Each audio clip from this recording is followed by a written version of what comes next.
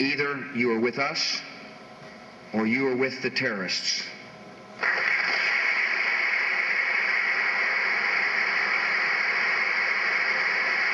This is a noble tradition of resistance and a sacred duty, and I am forever grateful. Even when I was in prison for 4 years, I woke up every day feeling good about myself because I knew what I was in there for.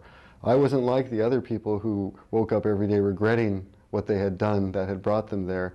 I knew that I was being kept in a cage by the United States government because I had represented the earth and animals against them.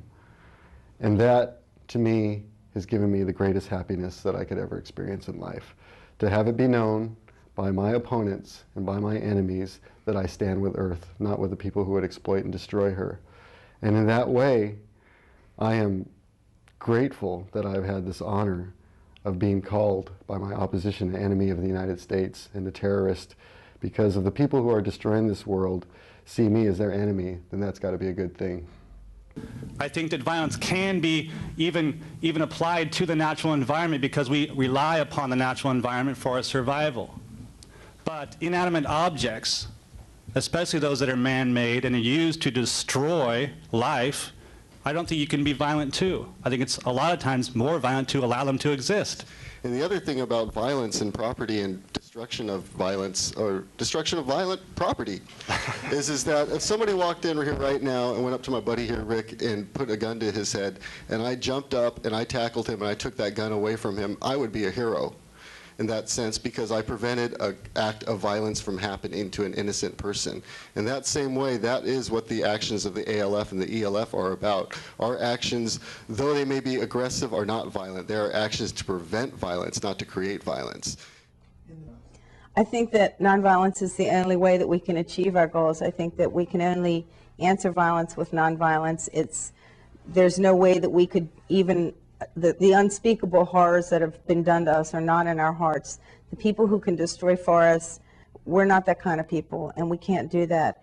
And I think that the only way that we can succeed is if we answer their violence with our nonviolence. The fact is that we have never injured anybody.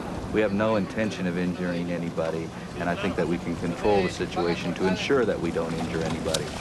After that, they can say whatever they like. Frankly, we don't give a damn.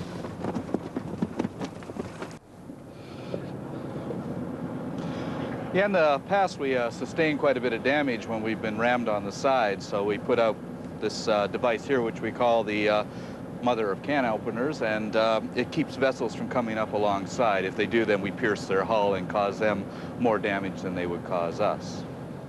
This is a water pump that we got from the Royal Navy, surplus, and what we do is use it to power a water cannon, which will repel anybody trying to come on board or to keep vessels away from us. We can focus it on the smokestacks and threaten to cause damage to their engine. So it's one of our nonviolent defense systems. Well, in the past, we've been able to secure barrels of pie filling from the U.S. Department of Agriculture. They're surplus barrels, and we can get an attachment from a water cannon and drop that into the barrel. So it can suck up all 45 gallons within a few seconds and send it out the barrel of the water cannon using the water pressure as the vacuum pump.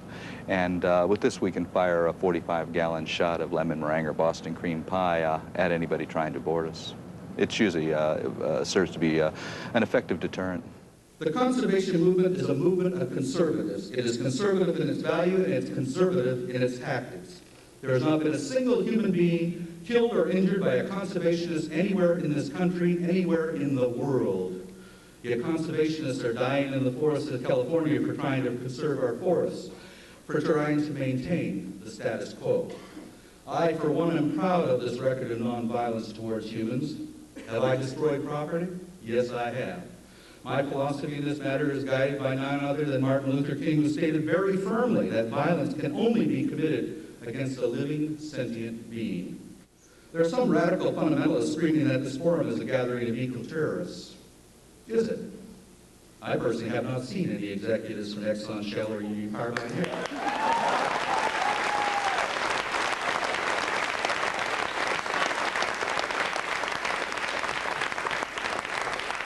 These are the only eco-terrorists that I know of, or by its very definition, an eco-terrorist is a person who terrorizes the environment. I guess you could say that what they mean are ecological activists who practice terrorism. But where are these people?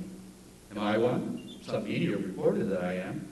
Yet here I am addressing this forum. If I were a terrorist in the present climate, I would be in jail right now or on the run. Underground, but anywhere but not here.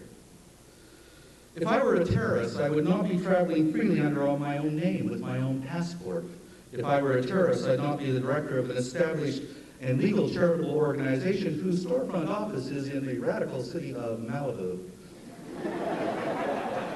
If I were a terrorist, my ships would not be allowed entry, and his name calling is infantile.